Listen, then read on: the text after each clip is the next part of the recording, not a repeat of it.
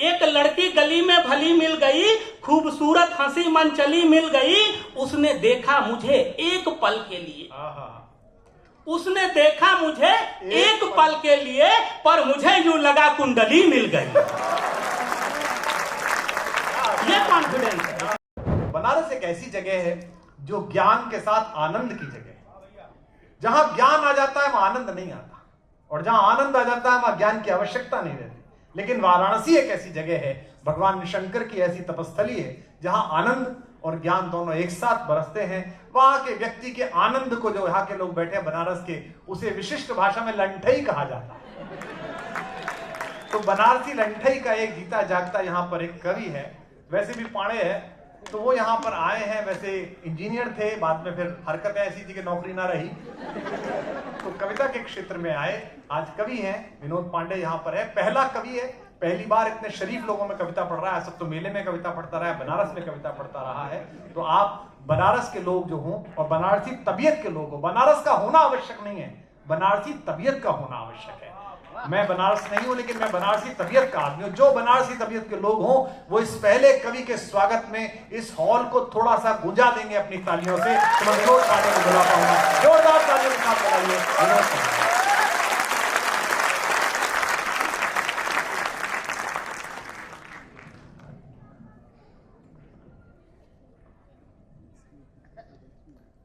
बहुत जोरदार तालियां रही,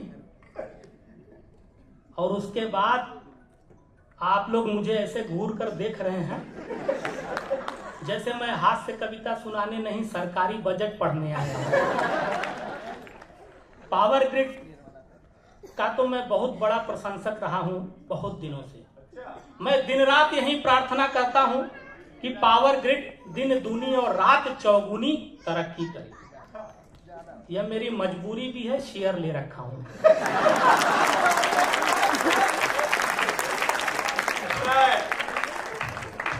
आप सभी को प्रणाम करता हूं। आदरणीय सर बनारसी लंठई की बात किए, बहुत भोला आदमी होता है बनारसी, बहुत भोला। भाई साहब, मैं आज आ रहा था अभी कवि सम्मेलन के लिए, मेरी माता जी ने पूछा कहाँ जा रहे हो? मैंने कहा कवि सम्मेलन है दिल्ली में। बोले कौन करा रहा है? मैंने कहा पावर ग्रिड। बोले बेटा देख लेना, अगर समय मिल जाए तो पता कर लेना, इस महीने बिल नहीं आया है, 4-5 दिन ऊपर हो गया। तो ये भोले लोग हैं। अब उसी आनंद में आप लोगों को मैं चाहता हूं कि सराबोर कर दूं। बहुत कॉन्फिडेंस वाले हैं बनारस के लोग। अच्छा, बाबा विश्वनाथ की नगरी से आया हूं। मैं कामना करता हूं कि आप सभी के ऊपर बाबा विश्वनाथ की कृपा बनी रहे। हालांकि मेरे कहने से बनी रहेगी इस बात की कोई गारंटी नहीं, लेकिन बनारसी आदमी प्रयास पूरा करता है, हर बार प्रयास करता है। साहब ईमानदारी से बता रहा हूं, वो बचपन में एक बार छत पर से कूद गया, मेरी एक टांग टूट गई। डॉक्टर साहब मुझे ऊपर से नीचे तक देखे, बोले पांडे छत पर से काहे कूदी, टांग कैसे टूटी? मैंने कहा डॉक्टर साहब कूदा कौन? बोले फिर? मैंने कहा मैं तो उड़ने का प्रयास कर रहा हूं। ये बनारसी कॉन्फिडेंस है। बनारस वाले हर चीज में प्रयास करते हैं, और आजकल जो है मैं फेमस होने का प्रयास कर रहा हूं। अच्छा। हमारे प्रेरणा पुंज मार्गदर्शक आदरणीय डॉक्टर कुमार विश्वास जी का आशीर्वाद मुझे निरंतर मिल रहा है, तो मैं फेमस हो जाऊंगा। लेकिन मेरे मन में बड़ी टेंशन हुई, तो मैं बाहर एकाग्र भाई से पूछा। मैंने कहा भाई एक बात बताओ, वो दिन कब आएगा जब पूरे देश में हमारी ही चर्चा होगी? एकाग्र भाई मुस्कुराते हुए बोले कि भाई उसके लिए तो हमें कुत्ता बनना पड़ेगा। आजकल सड़क से लेकर के सुप्रीम कोर्ट तक, आजकल सड़क से लेकर के सुप्रीम कोर्ट तक खबरों में कुत्ते ही कुत्ते छाए हैं। ये स्थिति है। अच्छा, मैं इससे पहले भी फेमस हो चुका हूं, मैं कुत्तागिरी से नहीं, कुछ अच्छे हुनर से। वो आजकल सेल्फी लेना बहुत रिस्की है, लेकिन मैंने सेल्फी ले ली एक सेलिब्रिटी के साथ। अब हो गया उसमें तमाशा, लेकिन बड़ा पॉजिटिव आदमी हूं, बनारसी आदमी हूं, बहुत सकारात्मक। तो क्या हुआ, मैं 4 लाइन वहीं से जुड़ता हूं, आप लोग आनंद लीजिए। जैसा सर ने कहा, अगर बनारसी मस्ती यहाँ पर छा गई है तो एक बार जोरदार तालियां बजाइए। मैं सबसे जुड़ता हूँ। सेल्फी लेने चला, उसने पीटा मुझे, मैं विकल हो गया। एक सेलिब्रिटी संग सेल्फी लेने चला, उसने पीटा मुझे, मैं विकल हो गया। 4 घूंसे पड़े, बाल नोचे गए, पर मैं अपने मिशन में सफल हो गया। लोग कहने लगे बेइज्जती हो गई, पर मैं खिलकर खुशी से कमल हो गया। क्या हुआ जो गिरा, पॉपुलैरिटी बढ़ी, लात खाया मगर वायरल हो गया। ये कॉन्फिडेंस है।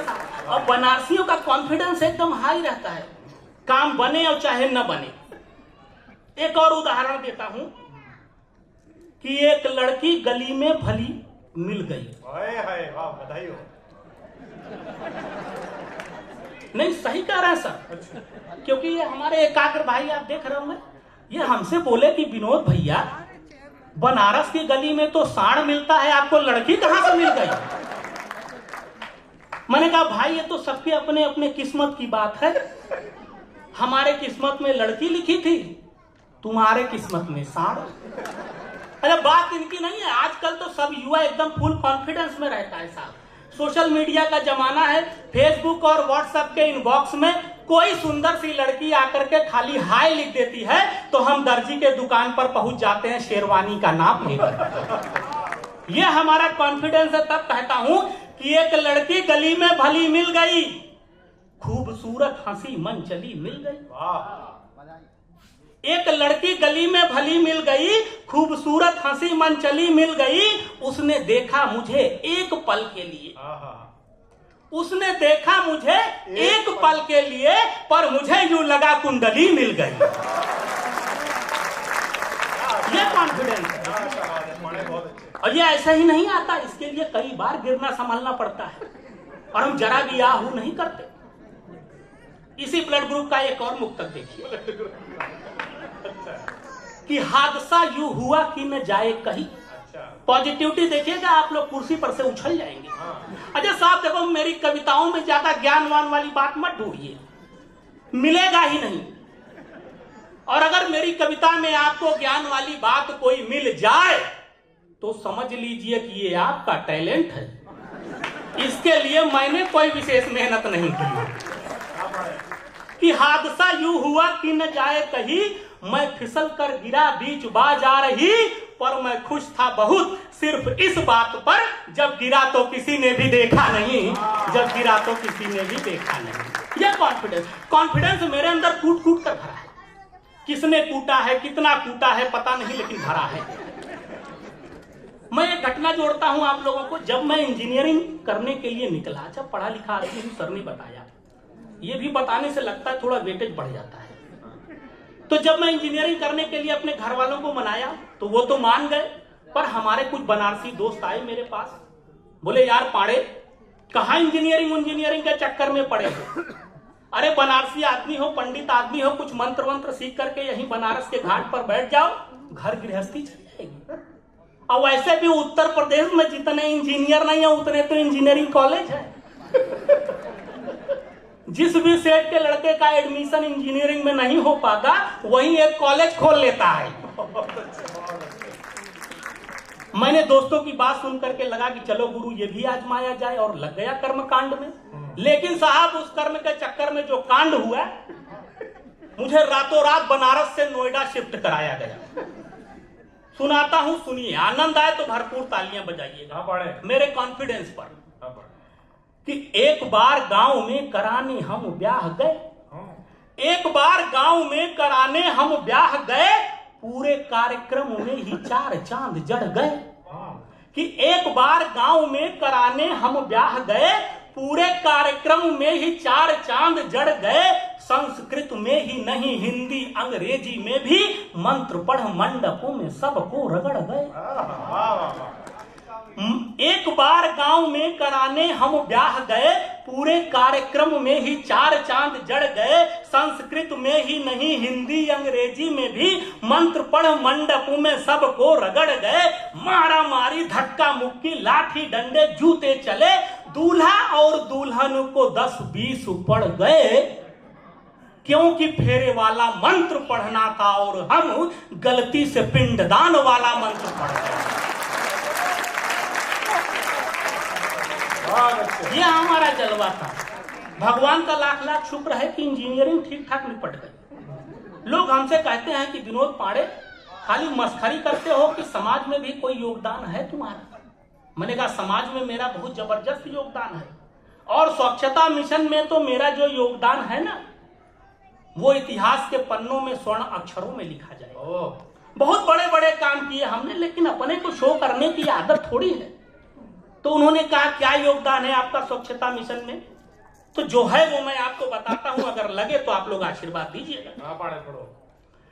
कि स्वच्छता मिशन जोर शोर से शुरू हुआ तो स्वच्छता मिशन जोर शोर से शुरू हुआ तो गंदगी पसंद वालों का दिल पिघल गया। हमने भी कसम उठाई स्वच्छता की और कई बार संभल संभल के फिसल गया। और एक बार मुंह में जो मच्छरों का पूरा झुंड भक्त से घुसा तो मन अपना मचल गया। और थूकना था मुझे पर देश हित के लिए मैं वंदे मातरम बोल सबको निकल गया।